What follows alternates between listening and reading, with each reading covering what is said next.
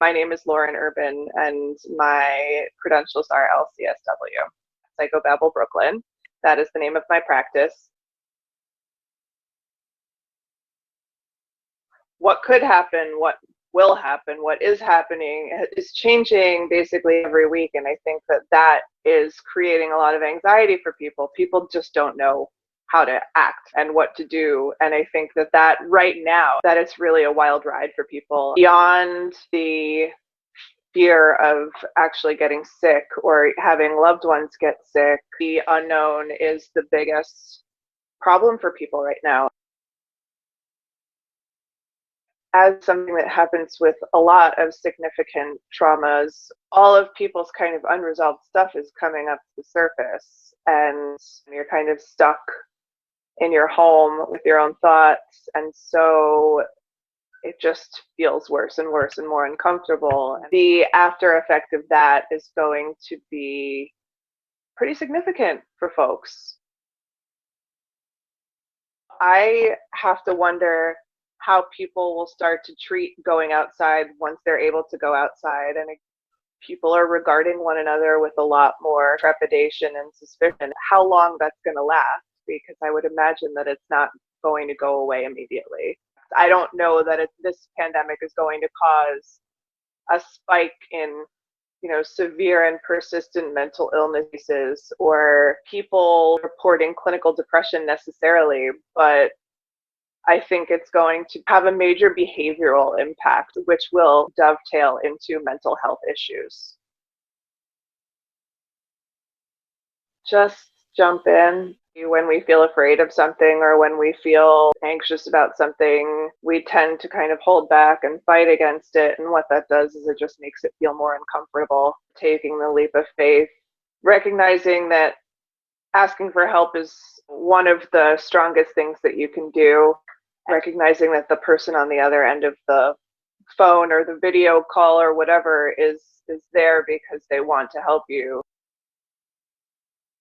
For a lot of us, I should say, are isolated from different segments of our families. It's hard to know that there's a section of your family, that there are some of your loved ones out there that you can't keep safe. That is what's primarily at the root of everyone's anxiety these days, is the fact that there's so much to this situation that's out of our control. What that makes it is a threat. Staying connected as much as possible is helpful.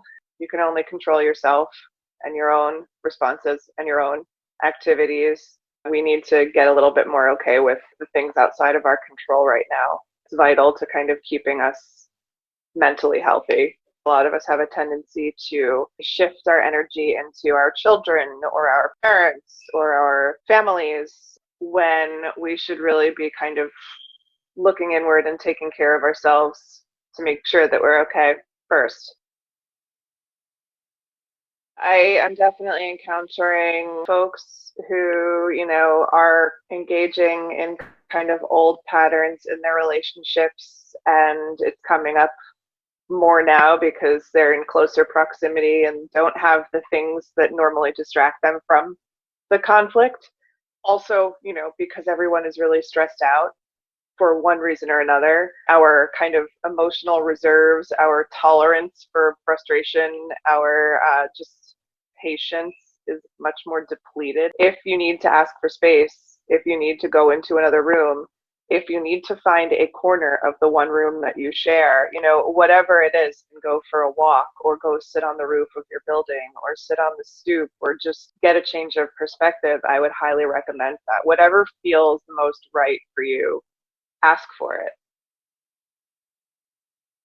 There are lots of potential landmines. People are turning to substances to kind of numb out and escape the reality of the situation and the discomfort of not knowing. I think we all can recognize and understand that too much is not great, can be very self-destructive. It is also stealing tomorrow's happiness. It's what we put off feeling today, it's just going to follow us. Focus on building routines that actually feel healthy rather than toxic, and you can kind of tell by how your body reacts to doing these things. When you are on Twitter for the 5th time in 2 hours and your heart rate starts to increase and you can feel yourself getting angrier or more stressed out, like chances are that's not a great coping strategy. There are a million online movement classes and yoga classes. If financial stuff is an issue right now, a lot of them are either free or donation based. I would recommend putting that anxious energy into something like that. You will not be putting off the feelings that you're feeling. You'll be channeling them into something a little bit more productive. Our heads are where we live a lot of the time, and it is typically not great for us. We can kind of combat that ruminating, spinning out in anxiety, depression, frustration by just trying to ground ourselves into our actual physical bodies. Sit for 2 minutes, breathe, and notice the sensations of your body in your chair and the air around you and whatever, or go online and find an actual guided meditation to help you do that. There's a lot that is out of our control. There are a few things that we can control. One is that we make the choice to do the right thing for ourselves and other people by staying in the house. Take the opportunity to do some work on ourselves, work on our coping strategies. If we're noticing bad coping strategies coming up, we can actively choose and commit, kind of like Jedi mind trick ourselves every day into a little bit more ease than we might normally have. Our job right now is just making it through every single day until this is over. You can find me on my website, which is www.psychobabble-brooklyn.com, or you can find me on Instagram. My handle is @Psychobabble Brooklyn.